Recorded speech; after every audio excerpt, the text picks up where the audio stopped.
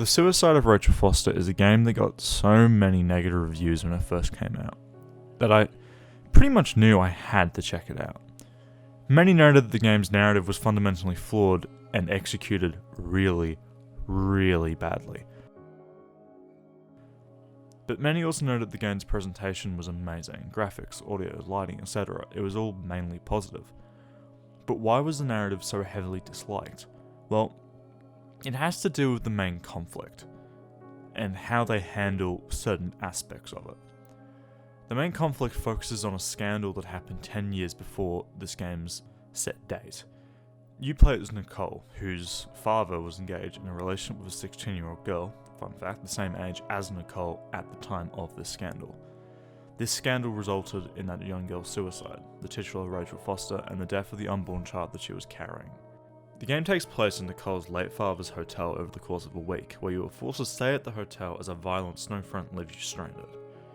You aren't alone though, because you wander the halls of the hotel with a direct phone line to female agent Irving, who acts as Nicole's friend and voice of reason throughout the game. The bulk of the game is spent trying to uncover the secrets of Nicole's father and the scandal from 10 years prior. And here's the real shocker. The game really wants you to believe that Leonard, Nicole's father, is a good guy, or somehow worth redeeming. And that's what those reviewers meant by bad handling. And I'm not here to say that this game is misunderstood or anything like that. I just think that a lot of these reviews might be missing the point of the game. I don't really think this game has a big message about how pedophiles are bad, because that's frankly just a given.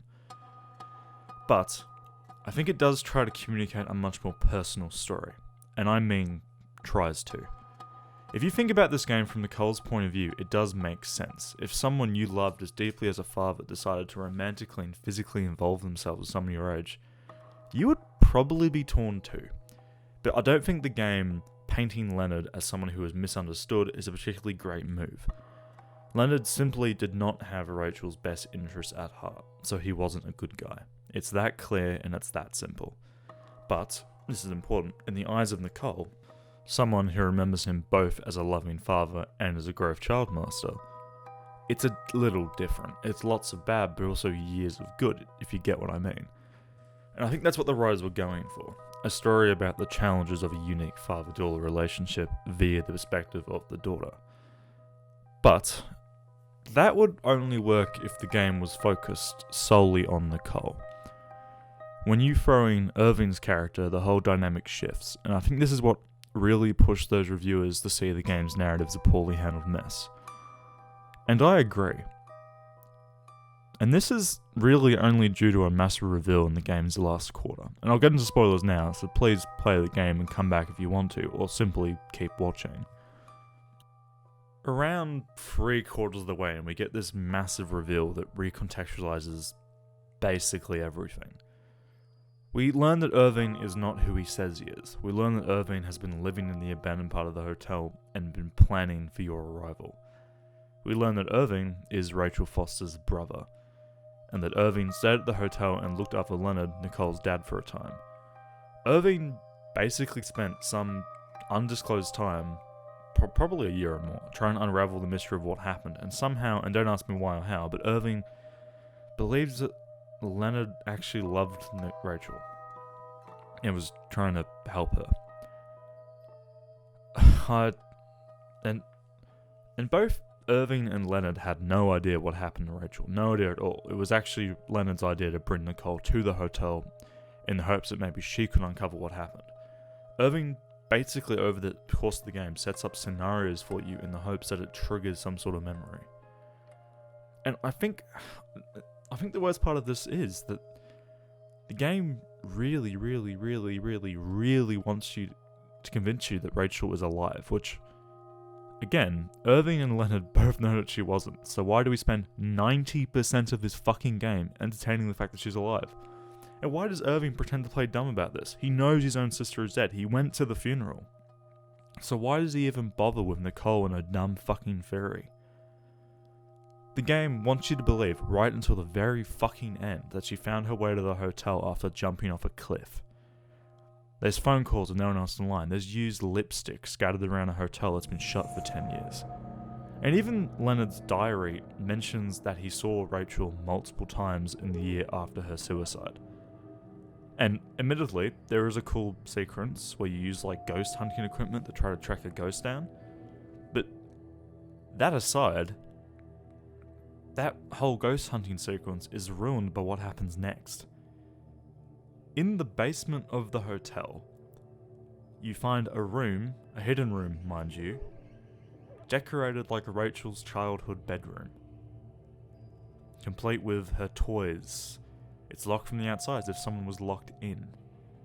And when Nicole tells Irving about this, they both defend Leonard, stating that it's a morbid act of love, but it's still love. And the game kind of forgets about this really soon after, so I actually reckon it was just tacked on at the end by a developer to make the story that much more shocking, which is fucking disgusting, frankly. But it's really obvious that someone was sleeping in that room. So did Leonard kidnap a kid? Or did Leonard sleep down there? Or was it like a psycho thing where he thought he was Rachel? The game just kind of forgets that Leonard built a room for a dead girl. And this is only made worse by the game basically telling you that everything else but this room was done by Irving. He called you, he planted lipstick, he wrote fake diaries, or used Leonard's real diary. It's really unclear, but regardless, it's like fucking supervillain level of planning. And like, I don't know how this wasn't picked up by the team's writers. This is a gross way to handle this game's content matter. A fucking 30-something, no sorry, he's 50 in this game, he's 50-something, has sex with a child, and that child's brother thinks it's cool and good. What? This game is the ultimate failure. It's polished, excellent design, but the fucking writing on display is cringe levels at time. The first half of this game is excellent, it builds this amazing atmosphere, but then it becomes really apparent that this game's only way of keeping you interested after the halfway mark is unveiling a twist every 2 minutes. That is the only way this game stays entertaining. You're not driven to play because you like the characters and you want to see how their stories end. Because these characters aren't likable. They're both shit, frankly. Nicole treats Irving like shit constantly, both before and after she discovers his identity. And Irving is just the weirdest fucking plot twist. He goes from nice and friendly to serial killer mastermind in a minute. And there are no in-game clues to this twist. I only saw it coming because, frankly, it's a cliche in the medium at this moment. And for those who are wondering, yes, Rachel is actually dead.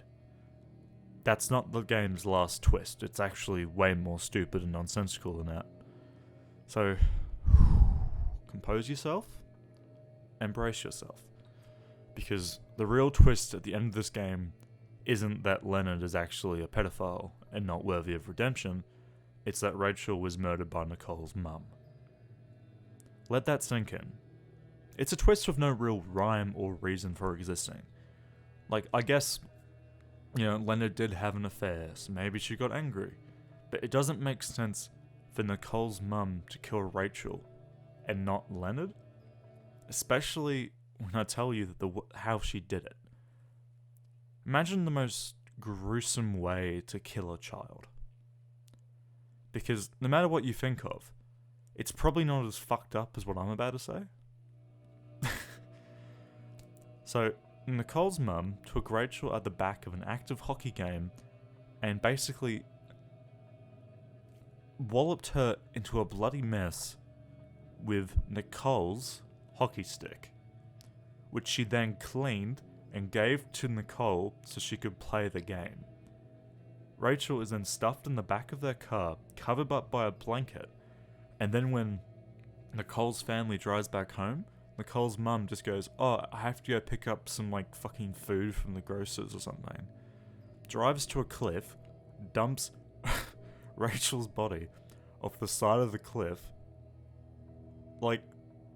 That's a full-on premeditated assault. That's not something that could be written off as a quirky fucking anger attack thing. This game wants you so badly to believe that Leonard is a good person. The game literally places Leonard on a higher pedestal of morality because he didn't kill a child. What the fuck? Like, yeah, I guess murder is technically worse than being groomed. But that doesn't mean that it's not bad, right? Like, what the fuck is this game trying to communicate? And that's not all. The ending is just as bad. Just take a guess how it ends.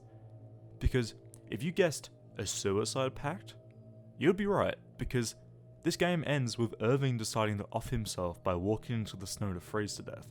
And somehow Nicole was like really sad about this because they love each other now, because that's a trope that you have to put in. The writers don't know what the fuck they're doing anymore.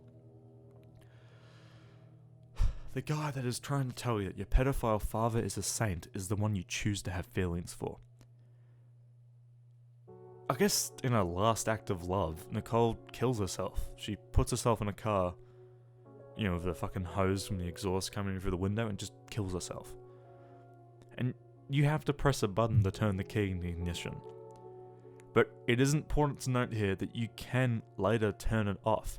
But Nicole just goes insane and starts muttering about how she's going to build a family with Irving, and how, oh, we can go see Rachel, she's down at the fruit grocers or some shit. Like, it's so fucking mind-boggling how they thought this was a good idea. Like, the bad person here is obviously the gamer because you fucking hit E. Like, what the fuck? Not the writer who decided that pedophiles are redeemable? This game is this amazing example of mainstream online gaming journalism actually being accurate for once. This game really is as polarizing as they say. Presentation is like top notch. It hardly gets better than this really in games. It sounds and looks great. It cannot be faulted on its visual sound or atmosphere. But when it comes to its narrative, it's a broken mess of poor handling, some heavy ideas. A series of actions that for many are the worst thing that a human can do, and this game tries to trivialize them for shock value.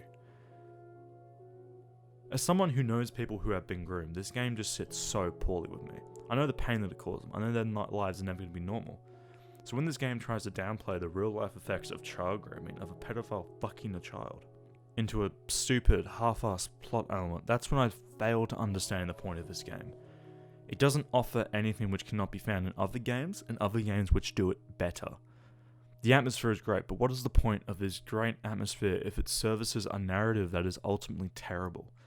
It's not even well written, it's just laughably uncomfortable. And I simply don't understand how this was not picked up on. An issue that results in permanent damage and a large amount of suicide should not be used for shock value. It's morally wrong, and they shouldn't have to fucking be taught this in a fucking IGN review.